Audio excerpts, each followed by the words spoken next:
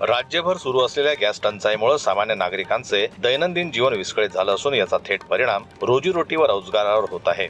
या पार्श्वभूमीवर वंचित बहुजन आघाडीच्या वतीनं 6 एप्रिल रोजी नरेंद्र कम मिलेगा सिलेंडर या आंदोलनाद्वारे प्रशासन आणि शासनाचं लक्ष वेधण्याचा प्रयत्न करण्यात आला। तालुक्यातील उपविभागीय अधिकारी आणि तहसील कार्यालय परिसरात कार्यकर्त्यांनी चुलीवर ठेचा भाकरी बनवून अनोखे आंदोलन केलं।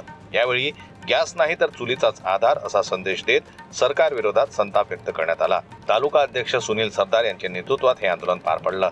दरम्यान गॅस सिलेंडर मिळवण्यासाठी नागरिकांना मोठ्या त्रासाला सामोरं जावं लागत असल्याचं आंदोलनकर्त्यांनी सांगितलं।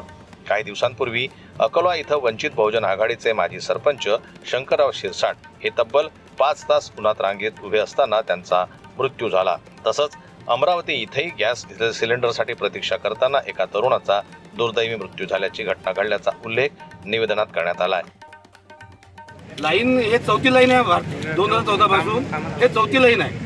नोटबंदीची लाईन, वॅक्सिनची लाईन, सिलेंडरची लाईन, अनेक लोकांची बळी घेतली आहे सरकारनं। या सरकारवर केस दाखल करायला पाहिजे आपण। आज सर्व एजंट, तहसीलदार, कलेक्टर म्हणतात सर्व सिलेंडर उपलब्ध आहेत, पण आज 45 दिवस सिलेंडर बुक होत नाही आणि मोजक्याच लोकांना सिलेंडर भेटते। बीजेपीच्या कार्यकर्त्याला जागोजागी घरपोच सिलेंडर भेटते, बाकीच्या लोकांना सिलेंडरची गरज नाही का?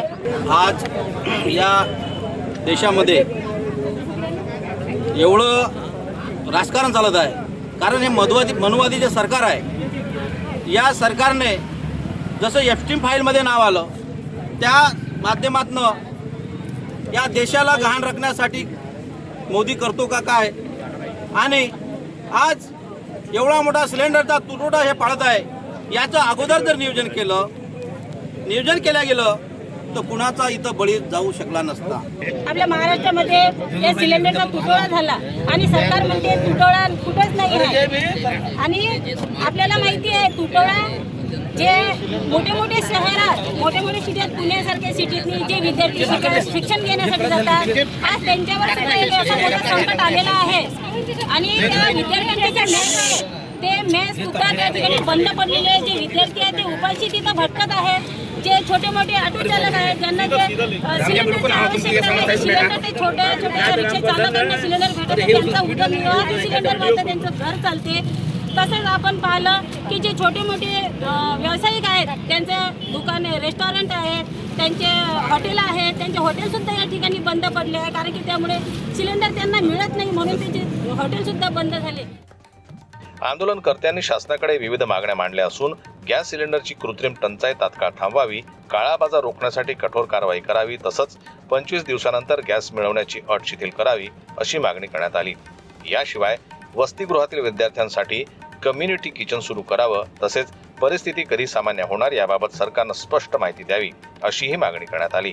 राज्यात अनेक ठिकाणी KYC नसल्याच्या कारणावरून नागरिकांना गॅस सिलेंडर नाकारला जातोय। तातडीनं सर्वांना गॅस पुरवठा करावा अशी मागणीही करण्यात आली। जिल्हाधिकाऱ्यांनी उज्ज्वला योजनेच्या अंतर्गत गॅस वितरणाबाबत विशेष आदेश द्यावेत अशीही मागणी या निवेदनातून करण्यात आली आहे। या निवेदनावर सुनील सरदार, लक्ष्मीबाई वानखडे, अक्षय राऊत, भैयासाहेब तायडे, सुनील जाधव, निलेश डाबेराव, अनिल सिरसाट, संजय नाईक, मंगेश गावंडे यांच्यासह शेकडो पदाधिकारी आणि कार्यकर्त्यांच्या सह्या आहेत। जनमत लाईव्ह न्यूज करता संजय उमक यांची रिपोर्ट, अकोला।